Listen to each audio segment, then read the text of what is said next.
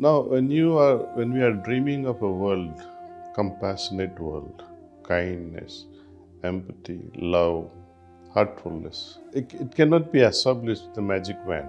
It has to be done at an individual level, one heart at a time. What could be the solution to this loneliness, anxiety, sleepless nights by the family members?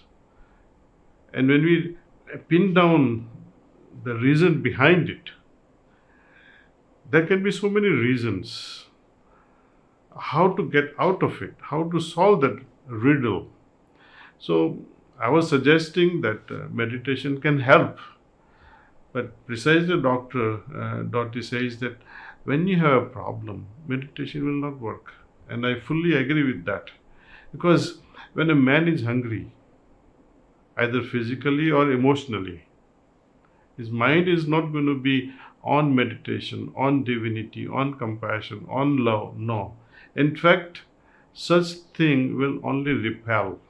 You will go in the opposite direction with a headlong speed. So we have to be compassionate for a person who is really going through these troubles and slowly and slowly and slowly change the mindset. Not ask what they should be doing. But let us walk with them, talk with them, make them feel comfortable and show love that we are with you. Don't judge those people. I would always go with compassion. Because with non-violence, you are happy by saying, I have not hurt anyone. I'm a non-violent person.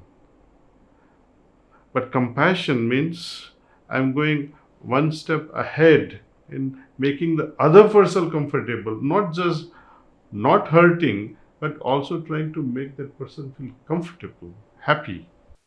Now, when we are dreaming of a world, compassionate world, kindness, empathy, love, heartfulness, it cannot be established with a magic wand. It has to be done at an individual level, one heart at a time. Now, how to achieve this?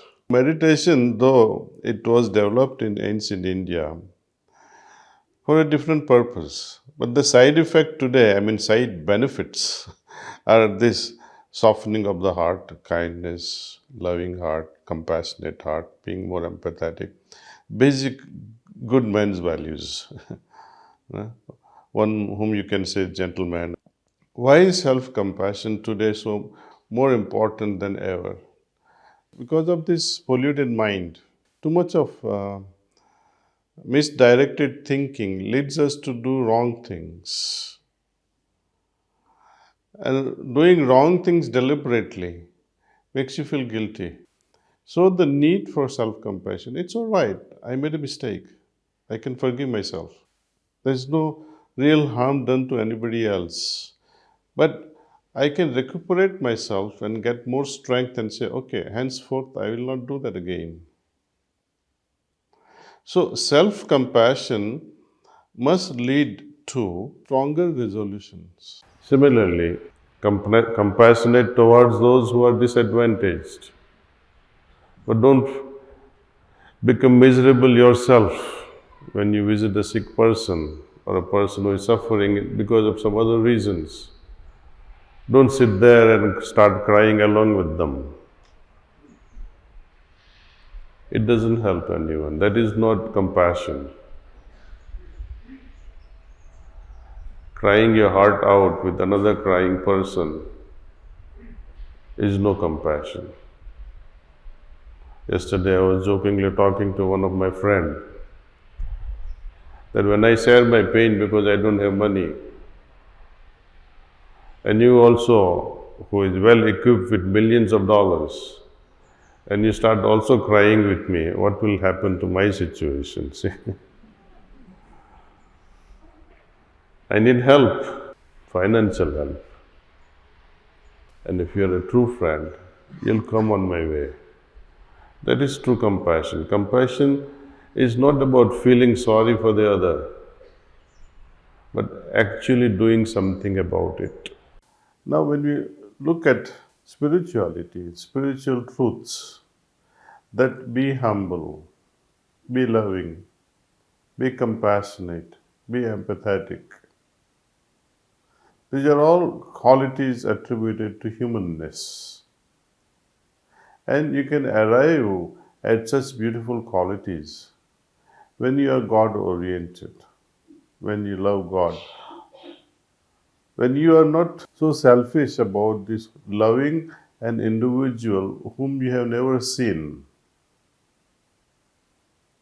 You are compassionate towards all His creation, though God is not seen.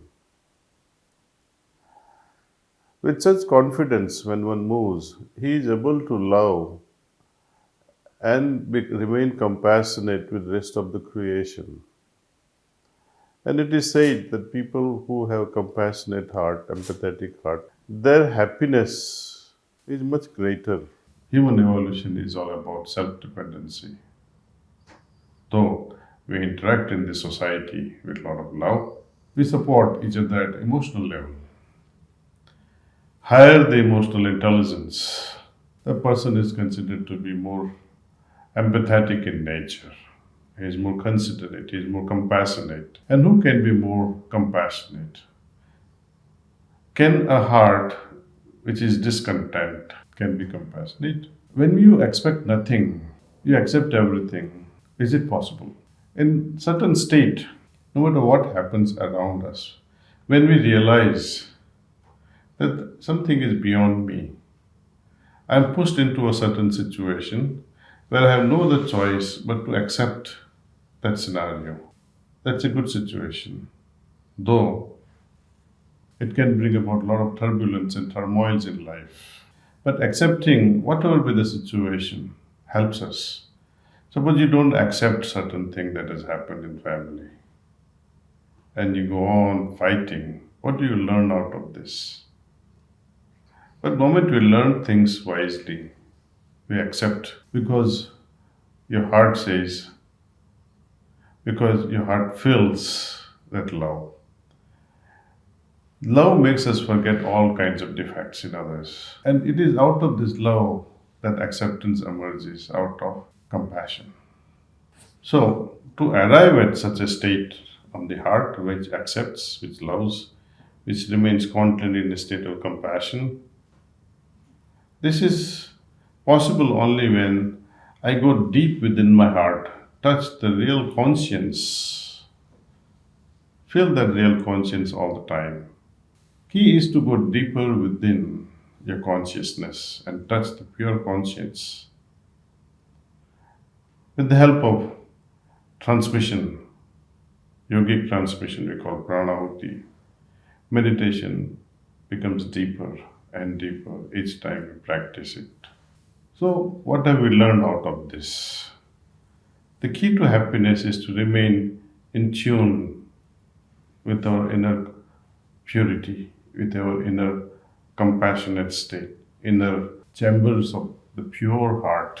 And when we remain pure and innocent like little children, then magical thing happens.